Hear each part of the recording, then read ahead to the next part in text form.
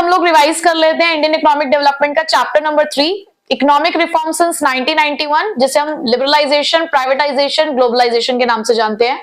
ठीक है, तो सबसे पहले समझते हैं कि हमारी जो न्यू इकोनॉमिक पॉलिसी थी, अब यहाँ पे NEP से न्यू एजुकेशन पॉलिसी मत बना देना, ये न्यू इकोनॉमिक पॉलिसी है कि हमारी जो न्यू इकोनॉमिक पॉलिसी आई, देखो 1990 तक की कहानी चैप्टर नंबर 2 में थी। उसके अंदर हमने ये देखा कि हमारा इंडस्ट्रियल सेक्टर कैसा था, एग्रीकल्चर सेक्टर कैसा था, कहां तक हम पहुंच चुके थे 1990 तक। लेकिन जिस हिसाब से हम चल रहे थे वो चीज हमें बहुत ज्यादा ग्रोथ नहीं दे पा रही थी, और जब हम सिमिलर पैटर्न को फॉलो करते हैं ना तो ग्रोथ वैसे भी डाउन चली जाती है। तो ऐसे में कुछ चेंजेस लाने की जरूरत थी, नई पॉलिसीज लाने की जरूरत थी। तो हमारी इकोनॉमी के अंदर कुछ रिफॉर्म्स आए, रिफॉर्म्स मतलब बेसिकली पॉलिसी के अंदर कुछ कुछ चेंजेस किए गए। तो उनको हमने दो मेजर्स में डिवाइड किया। पहले मेजर्स को बोला गया स्टेबलाइजेशन, दूसरे को स्ट्रक्चरल। तो स्टेबलाइजेशन मेजर्स जो थे वो कुछ शॉर्ट टर्म मेजर्स थे जो सिर्फ हमने इसीलिए इंप्लीमेंट किए थे कि हमारा जो बैलेंस ऑफ पेमेंट है, अब तो आप लोग समझते हो बैलेंस ऑफ पेमेंट क्या होता है, एक ऐसी स्टेटमेंट जो किसी भी कंट्री की इकोनॉमिक ट्रांजैक्शन के बारे में बताता है। उसके अंदर कुछ वीकनेसेस थी, सिर्फ उसको करेक्ट करने के लिए हमने ये मेजर्स अडॉप्ट किए। अलावा इन्फ्लेशन को कंट्रोल में लाने के लिए भी हम लोगों ने इस मेजर को इंप्लीमेंट किया। और एग्जाम्पल क्या रहा इसका, डिवैल्यूएशन ऑफ रुपी, यानी कि फॉरेन करेंसी के टर्म्स में अपनी करेंसी की वैल्यू को कम कर देना।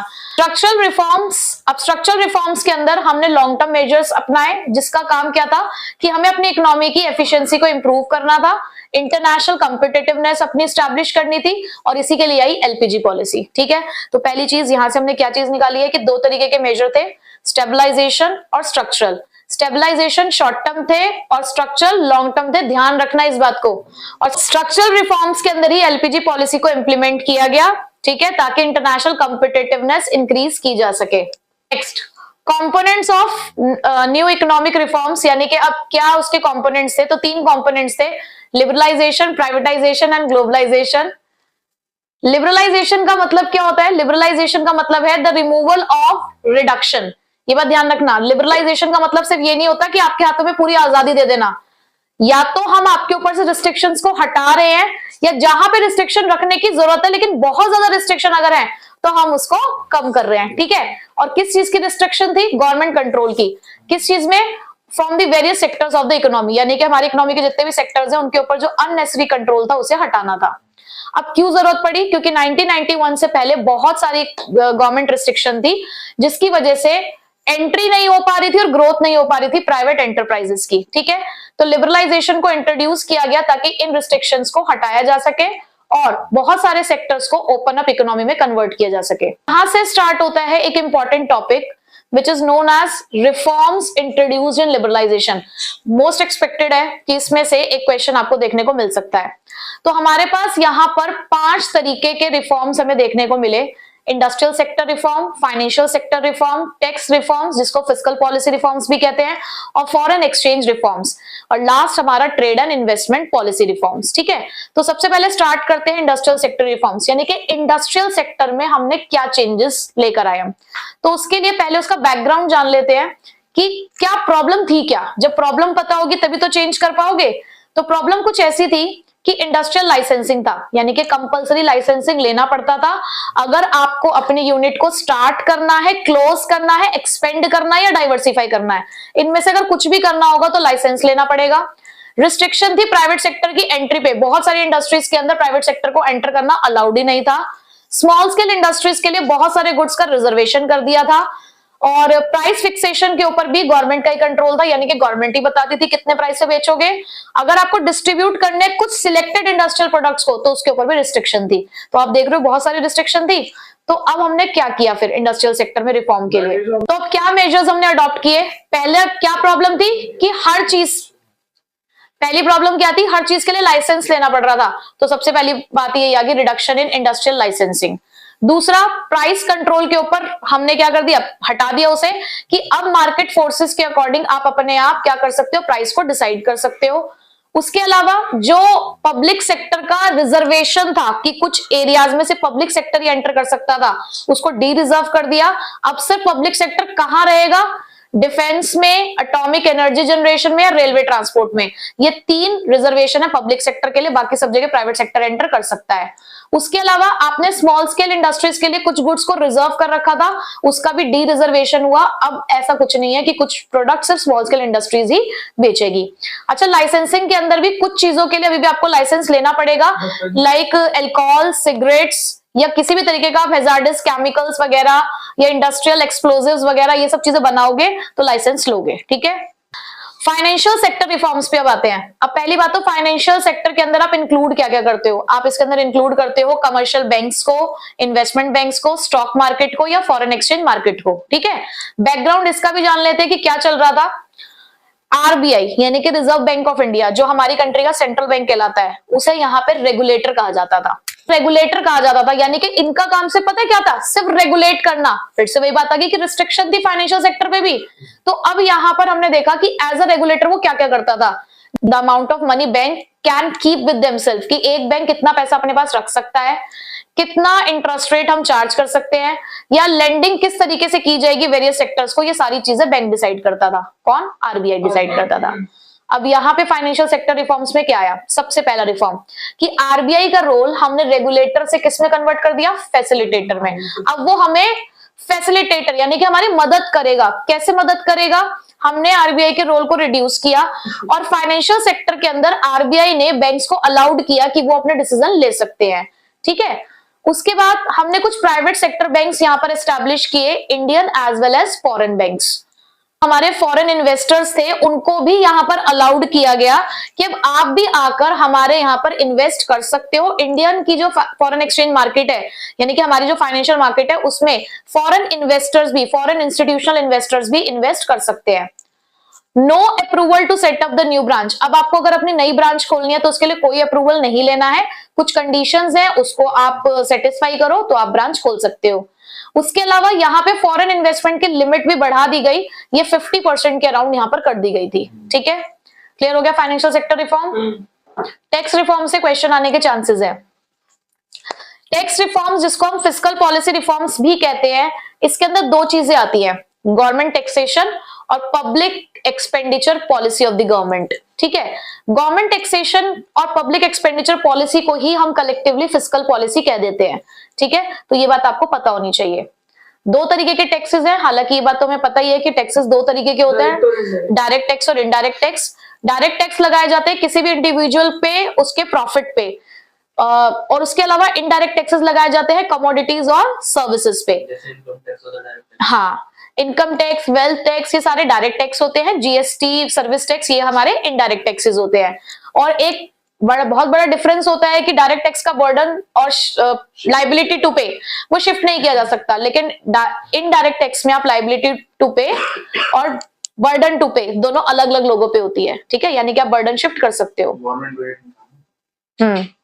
नेक्स्ट, अब इसी के अंदर आपको थोड़ा सा जीएसटी के बारे में भी पढ़ना है कि जीएसटी, पहली बात तो फुल फॉर्म क्या है? बहुत सारे बच्चे जीएसटी जानते हुए भी फुल फॉर्म गलत कर देते हैं। गुड्स एंड सर्विसेज टैक्स, ये कॉम्प्रिहेंसिव इनडायरेक्ट टैक्स है। कॉम्प्रिहेंसिव क्यों?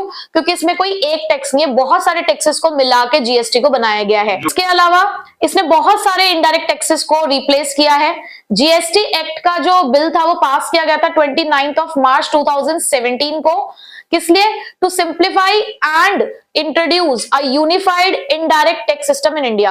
अब कई बार 1 नंबर के एमसीक्यू के अंदर मतलब 1 नंबर के क्वेश्चन में एक ही लाइन लिखी हो सकती है कि जीएसटी को एस्टैब्लिश करने का पर्पस क्या था, कि भाई हम यहाँ पर एक यूनिफॉर्म टैक्सेशन लेकर आना चाहते थे, हम टैक्स के कैलकुलेशन को और सिंप्लीफाई करना चाहते थे, इसलिए जीएसटी आया।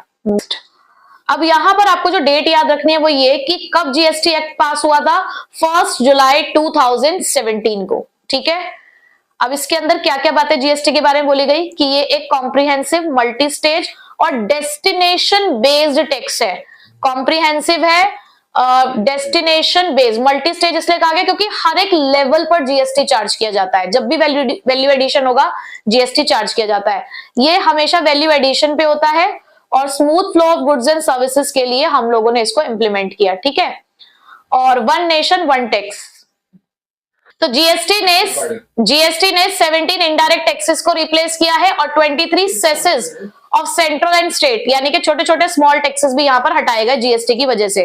बैकग्राउंड इसका भी देख लेते हैं कि 1991 से पहले क्या हुआ था, टैक्स रेट बहुत ज्यादा हाई थे, चाहे वो डायरेक्ट थे चाहे इनडायरेक्ट टैक्सेस थे। ठीक है, तो हमने रिफॉर्म्स क्या लेकर आए इसके अंदर, तो अब इसके अंदर सबसे पहला आया reduction in tax rate, tax rates कम कर दिए गए, कॉन्टिन्यूअसली टैक्स रेट्स कम होते चले गए इंडिविजुअल इनकम्स के ऊपर, और high rate of income tax जो थे वही रीजन था कि लोग टैक्स की चोरी करते थे बेसिकली।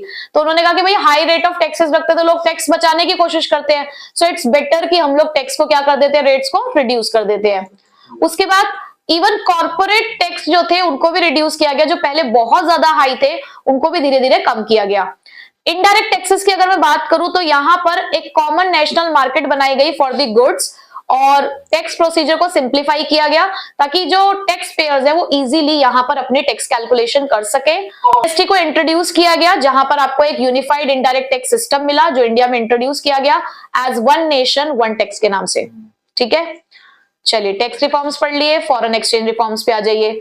यहां पर अगर हम देखें तो फॉरेन एक्सचेंज रेट सिस्टम जो आरबीआई ने चलाया था, हम वो वाला सिस्टम यहां पर फॉलो करते थे। मेजर्स क्या लिए गए, सबसे पहला मेजर यहां पर लिया गया डिवैल्यूएशन ऑफ अ रूपी। हमने अपनी करेंसी की वैल्यू को आप कह सकते हो कि फॉरेन करेंसी के टर्म्स में कम कर दिया गया था। क्यों, क्योंकि ना हमारे बीओपी में बहुत सारे क्राइसिस चल रहे थे, बीओपी बैलेंस नहीं हो रहा था, जिसकी वजह से फॉरेन एक्सचेंज का बहुत ज्यादा इनफ्लो हुआ, एक्सपोर्ट सस्ते हो गए बट कॉम्पिटिटिव थे। उसके बाद नेक्स्ट आया एक्सचेंज रेट को हमने डिमांड और सप्लाई के अकॉर्डिंग किया। आप मुझे बता सकते हैं कौन सा एक्सचेंज रेट सिस्टम होता है जो मार्केट फोर्सेस पर डिसाइड किया जाता है, तो यहां पर basically flexible exchange rate system को अडॉप्ट किया गया जहां पर फ्रीली मार्केट के अंदर एक्सचेंज रेट डिसाइड किए जाने लगे, गवर्नमेंट का कंट्रोल कम हुआ। चलिए आगे आ जाइए, trade and investment policy reform. Trade and investment policy reforms, अब इसके अंदर अगर मैं देखूं तो इंडिया ने एक पॉलिसी अडॉप्ट की थी ट्रेड के अंदर, import substitution policy. Import substitution policy के अंदर हमने ये पढ़ा था कि यहां पर हम लोगों ने इनवर्ड ओरिएंटेड पॉलिसी अपनाई कि हम लोग जिन भी चीजों को बाहर से खरीद रहे हैं उसको हम अपने यहाँ पर प्रोड्यूस करना स्टार्ट करेंगे या उसको रिप्लेस कर देंगे। और ये काम हमने दो तरीके से किया था, हाई टैरिफ लगा के इंपोर्ट करने पे, यानी कि अगर हम गुड्स को इंपोर्ट करते हैं तो उसके ऊपर हम टैक्स लगा रहे थे, और कोटा सिस्टम सेट कर दिया गया था, यानी कि क्वांटिटेटिव रिस्ट्रिक्शन थी ताकि डोमेस्टिक इंडस्ट्रीज को फॉरेन कॉम्पिटिशन से, तो इसकी वजह से एफिशिएंसी रिड्यूस हुई, कॉम्पिटिटिवनेस और एफिशिएंसी रिड्यूस हुई, हमारा जो मैन्युफैक्चरिंग सेक्टर था उसकी ग्रोथ स्लो हो गई थी। तो अब यहाँ पर हमने इस पॉलिसी के कुछ ऑब्जेक्टिव सेट किए पहले, कि पहली बात तो हमें ना कंपटीशन में सरवाइव करना है, तो इंटरनेशनल कॉम्पिटिटिवनेस इंक्रीज करनी होगी, फॉरेन इन्वेस्टमेंट और टेक्नोलॉजी बढ़ानी पड़ेगी, एफिशिएंसी बढ़ानी होगी लोकल इंडस्ट्रीज की, और नई नई टेक्नोलॉजी को अडॉप्ट करना होगा। तो इसी के साथ कुछ मेजर्स इंट्रोड्यूस किए गए, जिसमें पहला मेजर था कि पहले तो ये जो जितने भी तुमने अननेसेसरी रिस्ट्रिक्शंस लगा रखे हैं वो हटाओ, तो इसके लिए रिमूव किए गए quantitative restrictions on the foreign trade, और जिसकी वजह से क्वांटिटेटिव रिस्ट्रिक्शंस हटाए गए कि अगर आप कंज्यूमर गुड्स को इंपोर्ट करते हो या एग्रीकल्चर प्रोडक्ट्स को अगर आप इंपोर्ट करते हो तो उसके ऊपर किसी भी तरीके का टैक्स आपसे नहीं चार्ज किया जाएगा, और ऐसा अप्रैल 2001 से किया गया। ठीक है, उसके बाद रिडक्शन हुआ टैरिफ रेट्स के अंदर भी, जहां पर एक्सपोर्ट ड्यूटीज को हटा दिया गया ताकि कंपिटिटिव पोजीशन बने हमारी, जो इंडियन गुड्स है वो इंटरनेशनल मार्केट में अपनी एक जगह बना सके, और इंपोर्ट ड्यूटीज को रिड्यूस कर दिया गया। तीसरा काम क्या किया, लाइसेंसिंग सिस्टम, यानी कि जो लाइसेंसिंग प्रोसीजर था इंपोर्ट्स के लिए उसे भी हटाया गया। यहां पर एबॉलिश कर दिए गए थे बहुत सारे ऐसे लाइसेंस को एबॉलिश कर दिया गया था, बट सिर्फ कुछ कुछ चीजों के लिए हमने यहाँ पर लाइसेंस रखा, यानी कि जो कुछ सेंसिटिव इंडस्ट्रीज है हमारी या कुछ हार्मफुल इंडस्ट्रीज है उनके लिए आपको भी लाइसेंस लेना पड़ेगा। ठीक है, यहां तक ना हमने लिबरलाइजेशन कंप्लीट कर लिया। एक बार थोड़ा सा 2 मिनट में मैं सम अप कर देती हूँ कि लिबरलाइजेशन का मतलब होता है रिमूवल और reduction in the restrictions from the government. ठीक है, कि जो भी गवर्नमेंट ने रिस्ट्रिक्शंस लगा रखे हैं उसको या तो रिमूव कर देंगे अगर जरूरत है तो, या थोड़ा सा रिड्यूस कर देंगे। 5 तरीके से इस काम को किया हमने 5 सेक्टर में जाके, industrial sector, financial sector, tax reforms, आपका फॉरेन एक्सचेंज रिफॉर्म्स और ट्रेड एंड इन्वेस्टमेंट रिफॉर्म्स। ठीक है, इंडस्ट्रियल सेक्टर के अंदर हम लोगों ने क्या किया था, एनकरेज किया कि वो अपनी प्राइस को डिसाइड कर लो, आप इंपोर्ट एक्सपोर्ट आराम से कर सकते हो, मतलब इस तरीके से इंडस्ट्रीज को बढ़ावा देने के लिए काम किया। फाइनेंशियल सेक्टर के अंदर आपने उनको अलाउड किया कि अपने हिसाब से ब्रांच सेटअप कर सकते हो, प्राइस डिसाइड कर सकते हो, आरबीआई को रेगुलेटर से फैसिलिटेटर बना दिया था।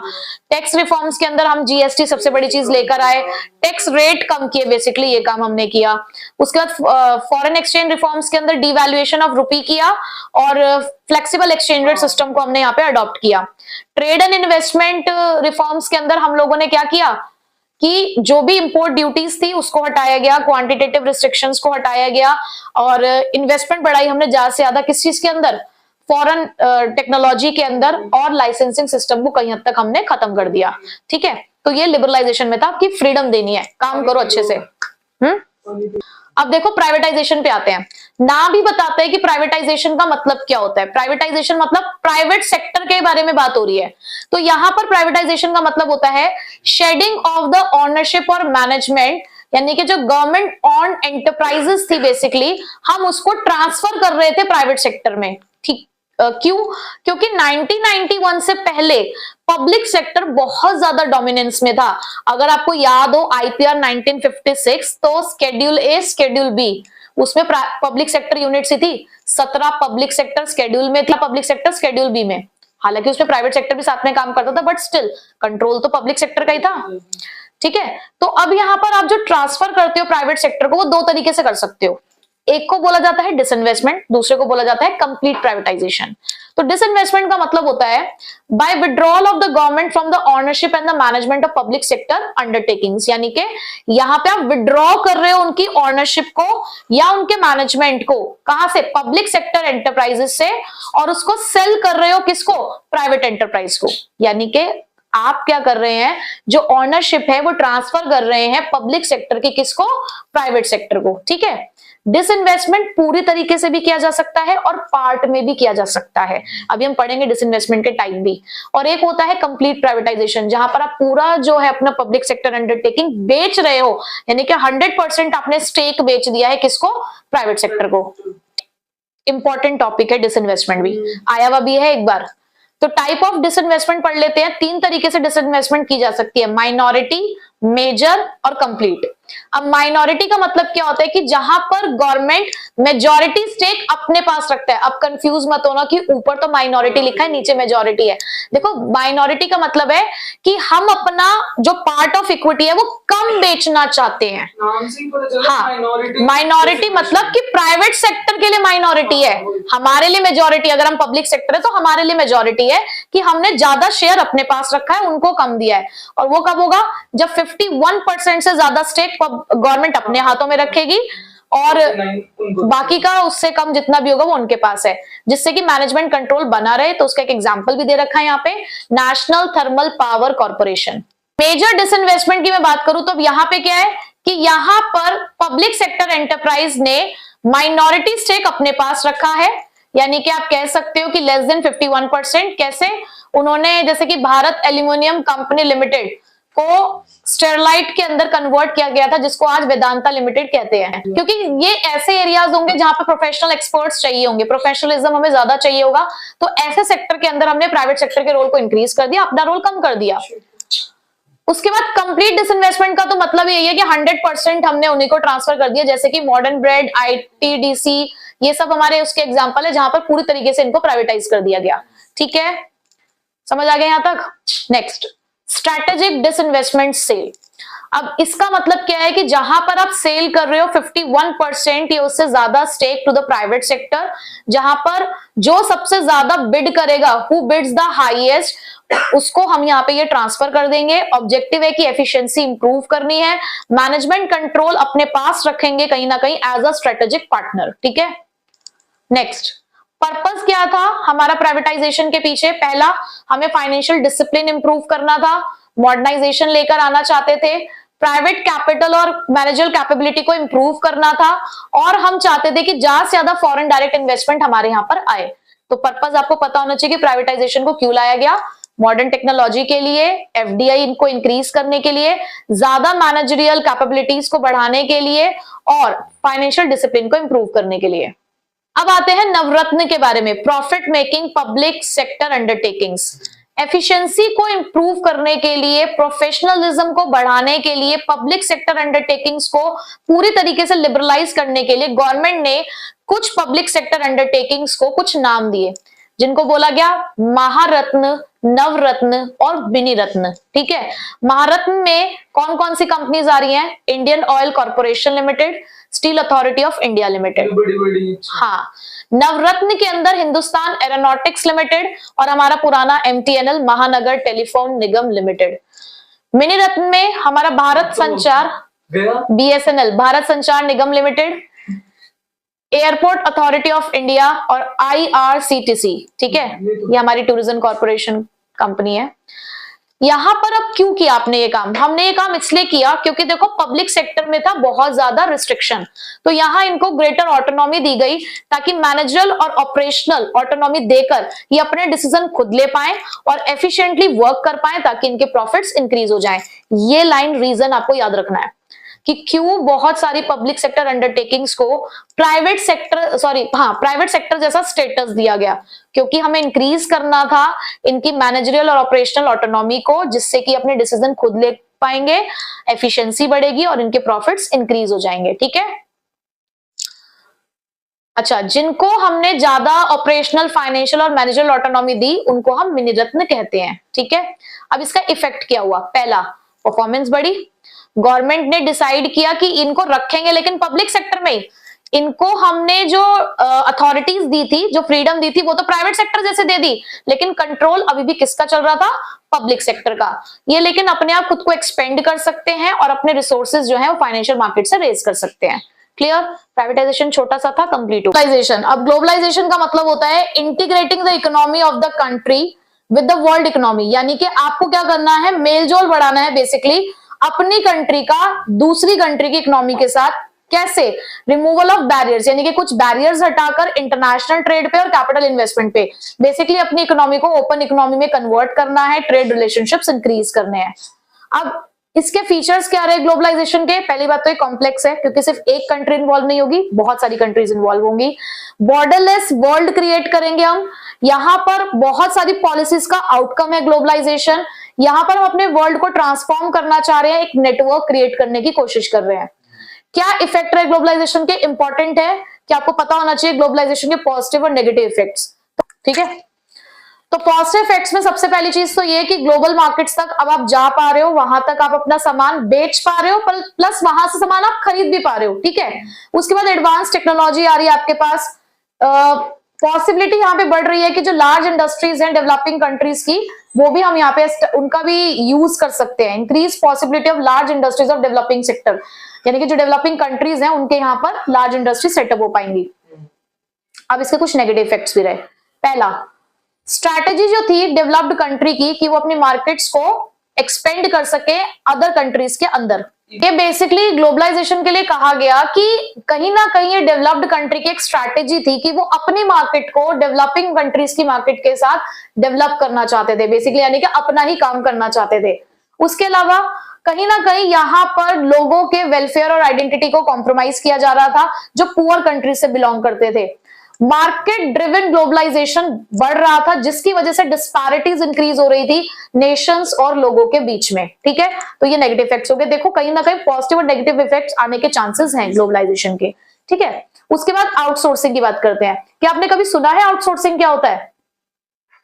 आपने कभी बीपीओ का नाम सुना है? बीपीओ, चलो छोड़ो, कॉल सेंटर्स नहीं, कॉल सेंटर्स तो सुना है सबने। कॉल सेंटर्स को ही बीपीओ, बिजनेस प्रोसेस आउटसोर्सिंग कहा जाता है।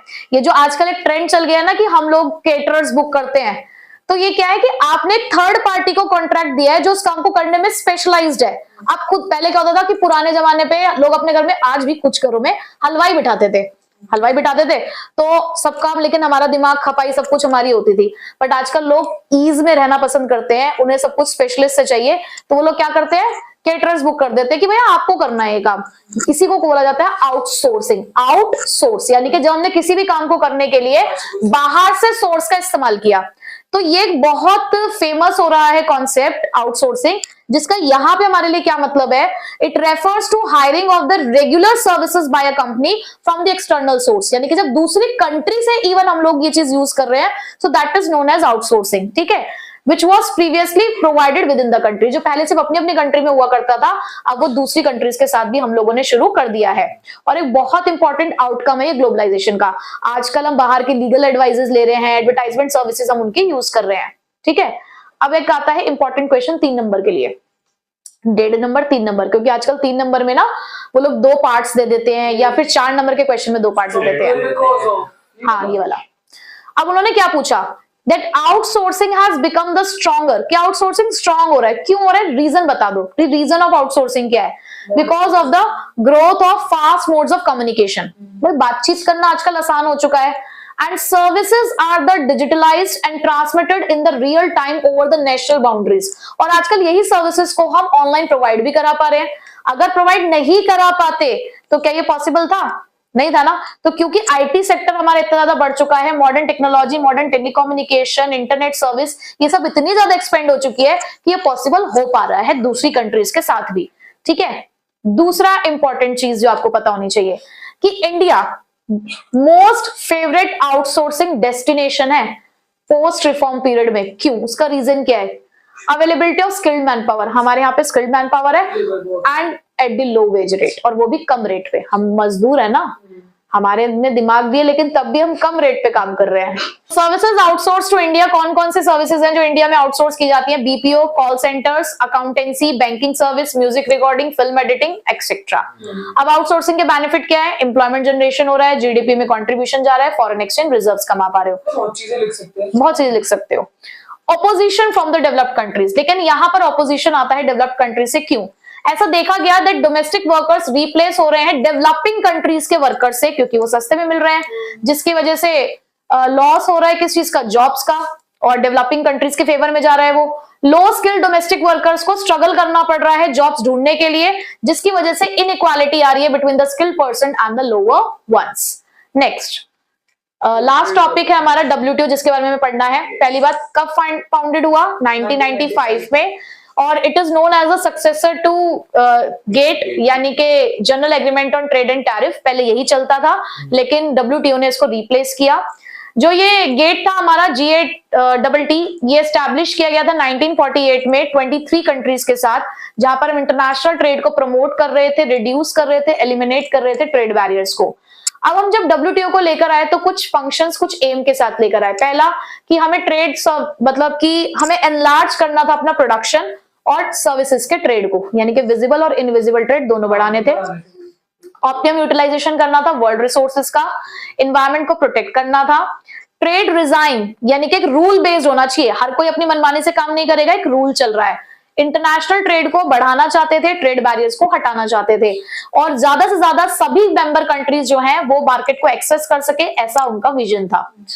उसके बाद WTO और इंडिया का क्या रिलेशनशिप है, WTO का एक बहुत इंपॉर्टेंट मेंबर है इंडिया, बहुत इंपॉर्टेंट रोल भी प्ले करता है किस चीज में, ग्लोबल रूल्स फ्रेम करने में, रेगुलेशंस और सेफगार्डिंग में, और यहाँ पर डेवलपिंग वर्ल्ड के इंटरेस्ट में भी बहुत सारे काम ये करते हैं। इंडिया ने अपने कमिटमेंट को पूरा किया WTO के साथ आ जाने पे, उन्होंने लिबरलाइज किया ट्रेड को, क्वांटिटेटिव रिस्ट्रिक्शंस हटाए, टैरिफ रेट्स रिड्यूस करे। बट बहुत सारे स्कॉलर्स ने इस चीज को क्वेश्चन किया कि इंडिया की क्या यूजफुलनेस है being a member of WTO। तो उनके अकॉर्डिंग वो ये कह रहे थे that a major volume of international trade occurs among the developed nations, कि तब भी आप ये देखो कि मेजॉरिटी ऑफ इंटरनेशनल ट्रेड आज भी डेवलप्ड नेशंस में होता है। डेवलपिंग कंट्रीज को आजकल ऐसा देखा जा रहा है कि उनके साथ तो चीटिंग हुई है, उन्हें तो बस ये बोला गया कि आप अपनी मार्केट को ओपन करो, डेवलप्ड कंट्रीज आएंगी, वो अपना सामान बेचकर चली जाएंगी। तो कहीं ना कहीं इसका फायदा डेवलप्ड कंट्रीज में ही देखने को मिल रहा था। हाँ, तो ये हमारा चैप्टर था लिबरलाइजेशन, प्राइवेटाइजेशन, ग्लोबलाइजेशन, जिसके अंदर आपने देखा कि 1991 में जो रिफॉर्म्स आए उनका क्या इम्पैक्ट पड़ा हमारी कंट्री के ऊपर। ठीक है।